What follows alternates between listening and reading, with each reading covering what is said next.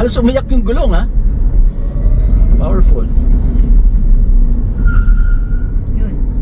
Maganda rin yung brakes niya.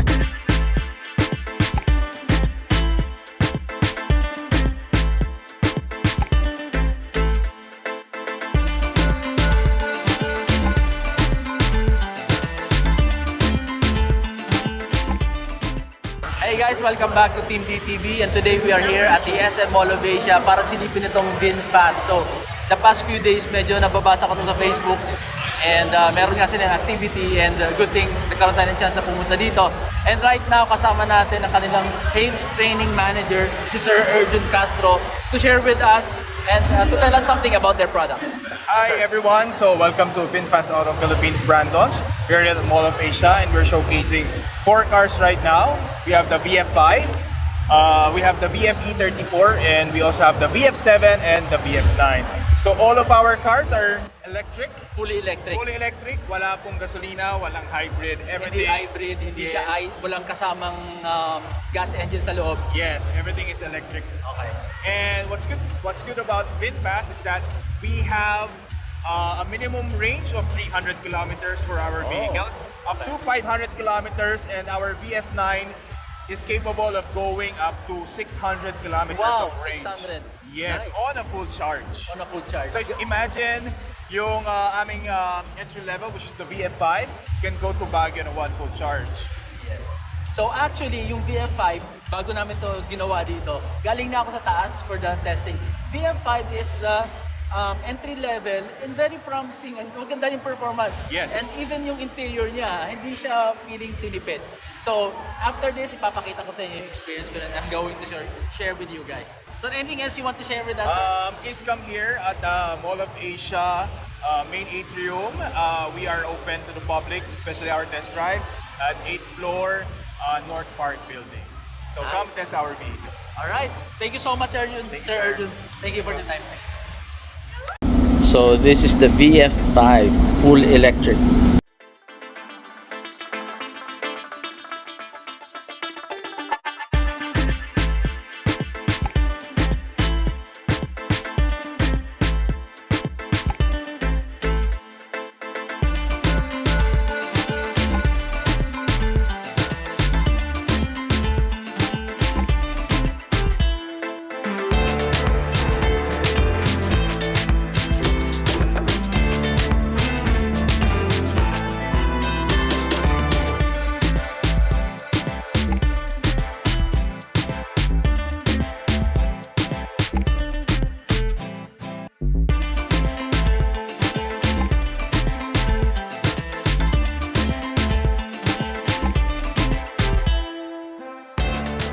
Please meet Jeff, our car jockey for today. So, we are inside the VF5. Okay, VF stands for VinFast. Oh, anong category to? This is crossover. For now, wala pa masyadong 3 days pa lang namin kinakapayang about features kasi 3 days pa lang po kakarating ng Okay, Pilipinas. pero I mean ano yung category niya? Hindi naman siya kasi parang mukha tong Yaris no? Parang Apo, crossover. Para siyang SUV na. SUV, yeah. So first round lang si Sir Jeff ang magda-drive and then mamaya Only ako. the inner lane lang, sir. Dito lang tayo sa inner lane. Yes. Okay. So we are on the 8th floor of the North Wing parking. Wow. Parang aeroplano, sumisipol. Saka And napakatahimik it's niya, sir.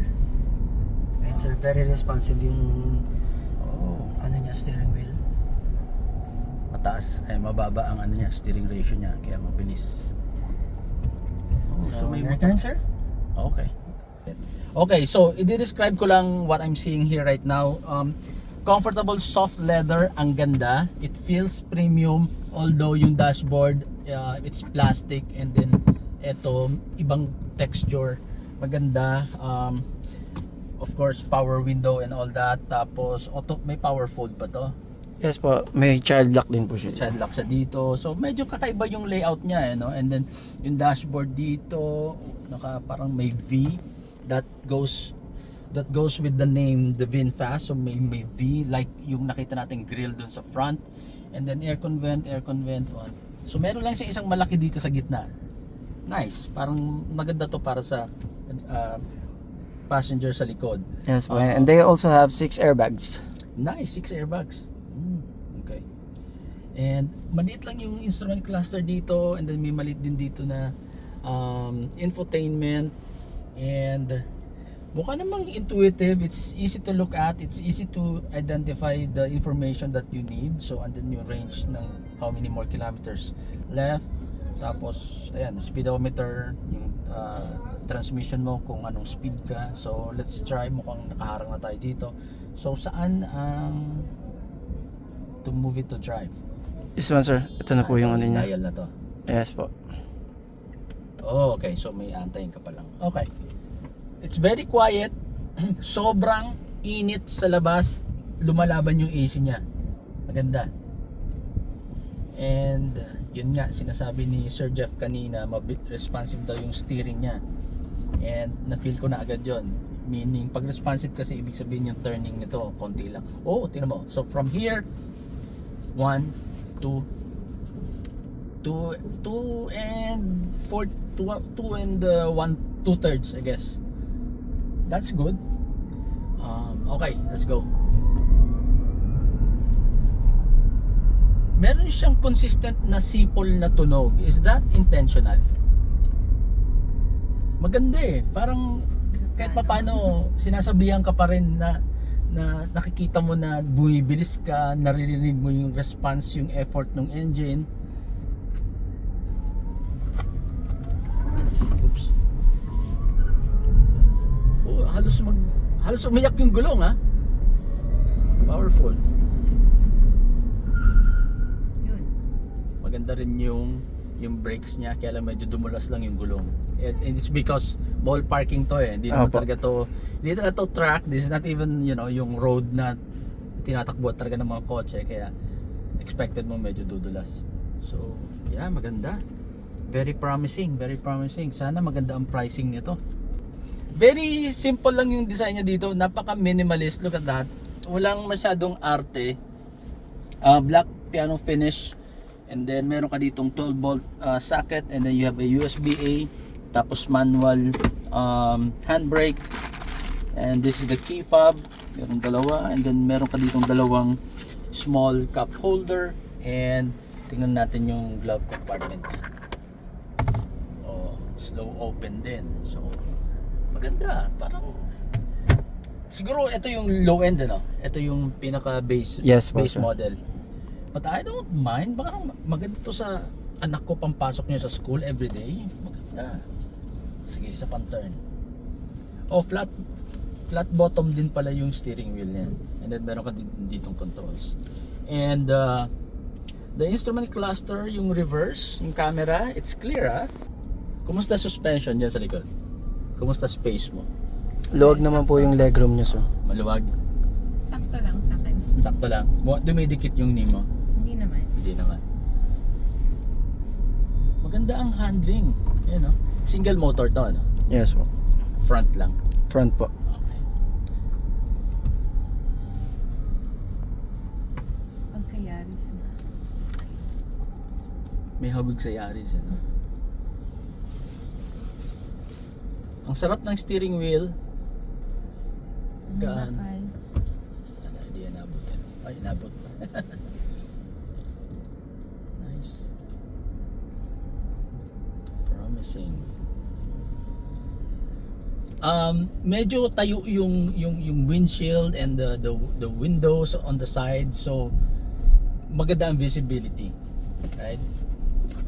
Medyo nakalubog lang ako, pwede pa naman itong i-adjust, but maganda yung suspension.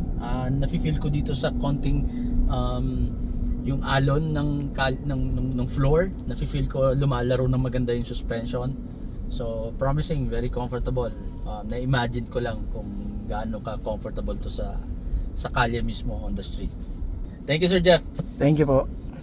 Okay, let's take a closer look atong napaka-cute na parang maliit lang na iPad dito. So as you can see, andyan yung okay, ngayon ko lang napansin, may eco mode pala siya. So hindi natin masyadong nakalikot kanina, pero may option ba to for different drive modes? But anyway, so yeah, naka-eco mode lang tayo kanina, and then Ayan, speedometer, odometer, handbrake, and ayan, yung status ng transmission. Yung kakaiba sa kanya, first time ko nakakita, di ba typically nakakita tayo ng aircon vent, pare-pareho lang yan eh. 1, 2 dun sa kanan, di ba? Then may dalawa dito. Pero ito, there's one big one, bigger than the rest. And actually, there's a third one here, ayan no. So, parang total of 4 aircon vents, pero yung nasa gitna, malaki. So, nice yan dun sa mga nasa likod. Kasi, I'm assuming wala ka naman dyan, sa likod. Wala kang aircon vent dyan. Okay. Okay, so this is the VF7. So, mas higher end to. This is longer, obviously. Longer yung wheelbase. Yan, mas mahaba. And of course, we can expect it's roomier inside. So, ikutan natin.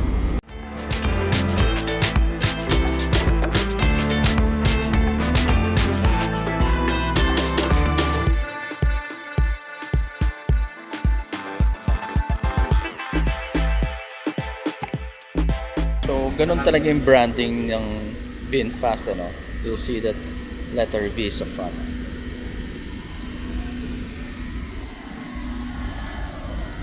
Ito, mukhang DRL that doubles as a signal light. Tapos, para kang matrix LED, no? Diba? Then you have a sensor and may reflector ba ito or ilaw? It looks like there's a bulb inside. Tapos, camera, cover for the that's where you connect it, the tow hook. Ayan. Aggressive eh, oh. Maganda yung look at the curves, yung curves na dito, and then doon sporty, medyo maangas din. Oh, maganda yung forma.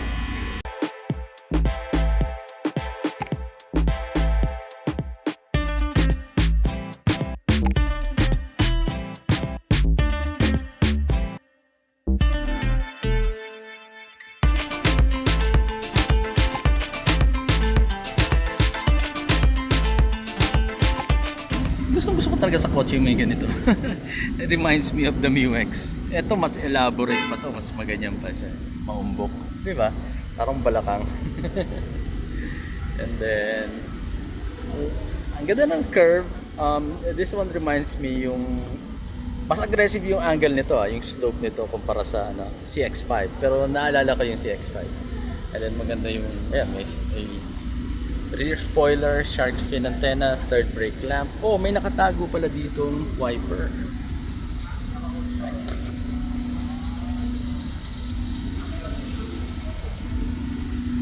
And then medyo kakaiba rin yung design niya dito, yung taillight niya. Parang nakatago. Pag nandito ka sa gilid, parang hindi mo siya kita. Ayan, oh. Yun nga lang, parang kulang sa illumination, di ba? Kasi typical design, di ba? Usually, i-extend mo dito yung taillight mo para kahit paano sa gilid, nakikita ka na nagbe-brake ka or nagsisignal ka. So dito, hindi mo kita because of that. Ganong design. So ang daming yung mga aggressive na line sa design niya, no? So ito, yan, yung cut na yan, and then ito, and then magi-split siya dito. Kasi when you open the hood, the trunk.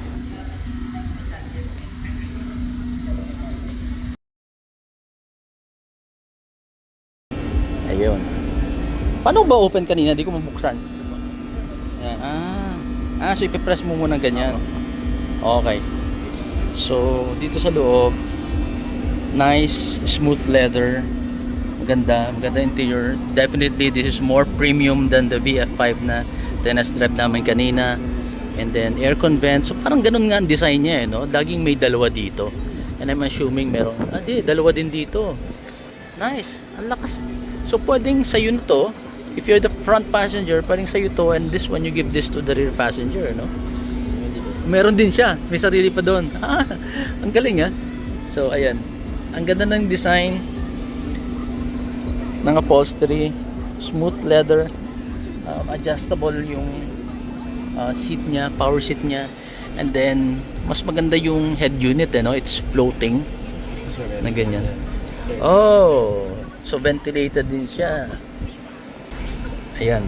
Tapos, maganda meron siya ditong, oh, akala ko physical buttons lang ng AC, hindi pala transmission. So, piano type na park, reverse, neutral. So, ayan. Sumingit lang tayo. Thank you. May magte-test drive kasi. So, ayan. Nice.